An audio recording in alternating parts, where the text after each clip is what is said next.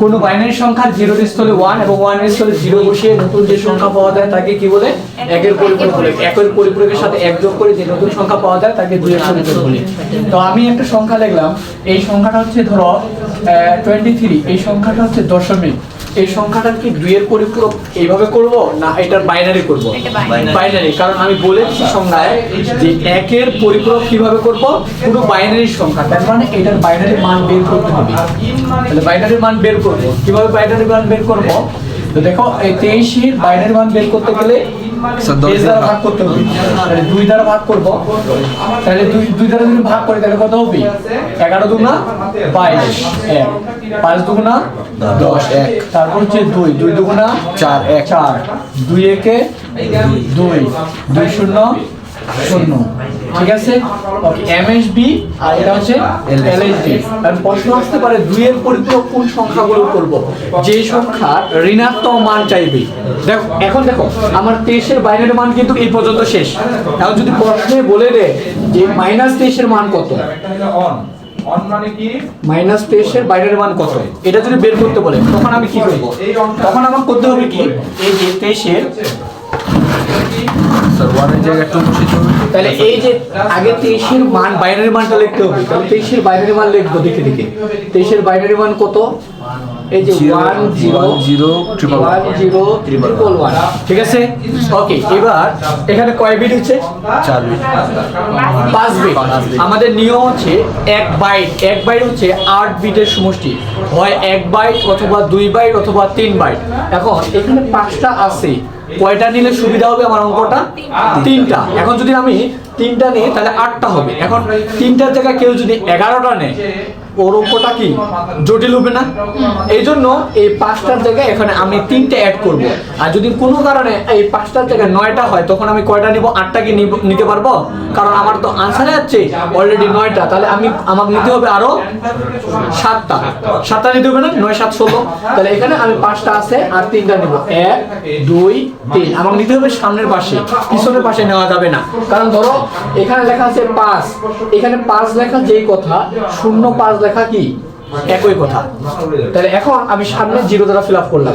এখন লেখার পর এই 0 এর স্থলে কত বসাবো?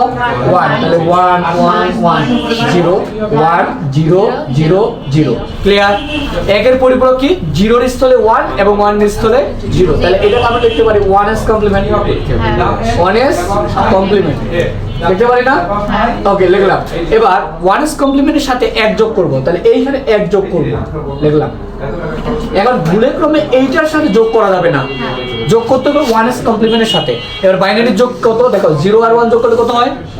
1 0 আছে 0 0 আছে 0 1 আছে 1 0 আছে 0 1 1 1।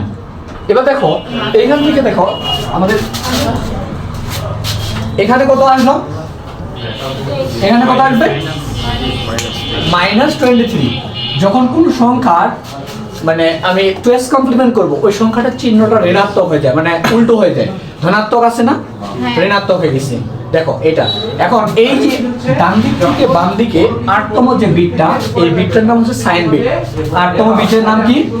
Sign bit. এই যে সাইন বিট, এই সাইন বিটটা যদি 1 হয়, সাইন বিট যদি 1 হয় তাহলে সংখ্যাটা ঋণাত্মক, আর যদি সাইন বিট 0 হয় তাহলে সংখ্যাটা কি? ধনাত্মক। দেখো এই যে সাইন বিট, এদিক থেকে ডান দিক থেকে দেখো সাইন বিট হচ্ছে কত? এটা ক্রস, এখানে 0 আছে, তার মানে সংখ্যাটা কি? ধনাত্মক। আসলে তাই এখানে মনে মনে প্লাস আছে, আর এখানে দেখো সাইন বিট 1 আছে, তার মানে কি সংখ্যাটা ঋণাত্মক। তাহলে আমরা কোনো ধনাত্মক সংখ্যাকে ঋণাত্মক করতে গেলে প্রথমত কি করতে হবে? আমার এই ওই সংখ্যাটা ধনাত্মক সংখ্যাটার বাইনারি বের করব, তারপরে 8 বিট বা 16 বিট নিব, নেওয়ার পরে 1s কমপ্লিমেন্ট বা একের পরিপূরক করব, একের পরিপূরকের সাথে 1 যোগ করব। ভুলের ক্রমে এইখানে যে মূল সংখ্যা যেটা ধনাত্মক সংখ্যা ছিল ওটার সাথে যোগ করব না। এখন যদি আমি 1 এর সাথে এই 1 যোগ করি তাহলে তো 0 হয়, এটা লেখা যাবে না। এটার প্রয়োজন হলো কি? 1s কমপ্লিমেন্ট পর্যন্ত, মানে ধনাত্মক সংখ্যাটার 1s কমপ্লিমেন্ট করতে গেলে কি 0 এর স্থলে 1 1 বসা দিছি, আর এই যে 1s কমপ্লিমেন্টের পরে এইটার সাথে 1s কমপ্লিমেন্টের সাথে 1 যোগ করছি।